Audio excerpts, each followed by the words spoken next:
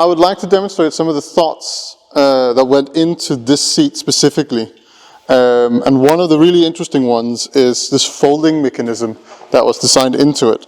So it was thought that the astronaut would, stand up like this, possibly. It's a bit hard for me to demonstrate with everything being a bit loose. So if you imagine that the astronaut sitting here with his harness on, and he would be hanging in the seat back.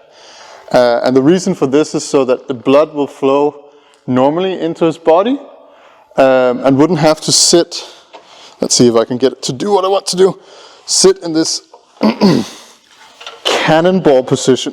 Can I get it to fold anymore? Probably not. But imagine if you sit in like a cannonball position for 2 hours while the rocket is being fueled. It's not very nice for your legs and knees, but what I've found is that I don't think it's actually super necessary to be able to have this folding mechanism in the seat. And if we can get rid of it, we actually are able to cut off a lot of height off the capsule, and thereby making it lighter, which I think would be a huge bonus for our sake, because I think everything that we build is probably a bit overweight to begin with. So if we can cut, this much out of the capsule section, it would be a massive boon for us.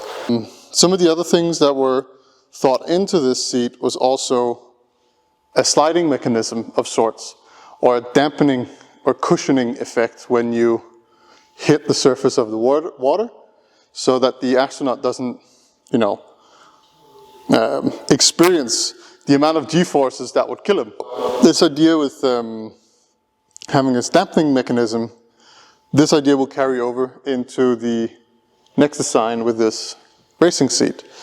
Another reason that I've chosen to buy this racing seat is I had a long conversation with Martin, who had worked on this seat 5 years ago. And they were also talking about getting a racing bucket seat like this. But at the time, when they looked at it, they thought it to be too expensive, the seats that they looked at. And so they carried on with this idea instead, to try and save money, but to do their own thing and to not pay for the racing seat. I personally really, really like the idea of using the racing seat, especially these bucket seats, since the entire seat is this glass fiber cage, and it has a lot of structure built into it.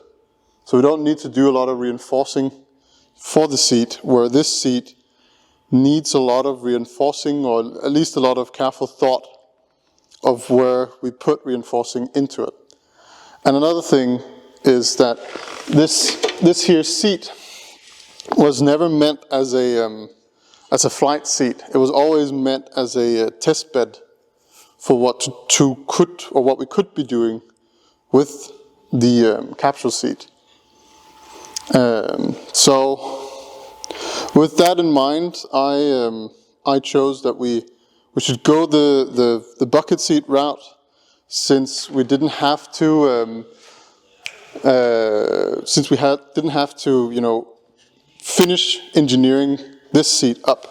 We just had to mount this seat and see what happens to our lovely little astronaut, Randy, or Mess, after a lot of snaps, sometime in the dark in December.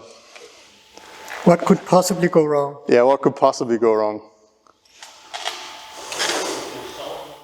So we just realized that we haven't actually spent much time in the past talking about what it is that we've done with this old seat of ours that we made ourselves. And it's one of the important things here is that among other things we used as a case study for it was the Apollo seats. And in one of the aspects of those, we basically just copied the part that they're lying on. So this is just a weaved webbing that we are using more or less a copy exactly of the Apollo seats. And then on top of this, for comfort and to show that we're better than Apollo, of course, we added A nice cushion. nice cushion here where it's possible to put in the weave on the inside, and then there's this padding on top that will be on top of this weave. And that's how we made both the seat and the back part of this seat. So, and one of the reasons why we then put this on pause, you could say, was that back 5 years ago, we had to prioritize the members' time. And at that time, we had to focus on making the engine, which we of course still working on, but the amount of time it took to work on that, and unfortunately, the same people were working on both the engine and this seat, and that's why we had to make a hard decision and put the development of the space capsule and thereby the seat, we put that on hold.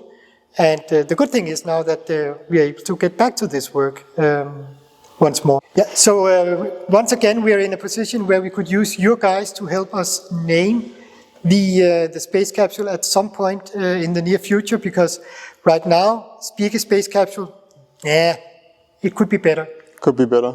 Which this one will only be used for, I was going to say, dunking in the water and seeing what's going to happen to our astronaut. So have that in mind, maybe when naming it, and we'll see if we can, if it will stick.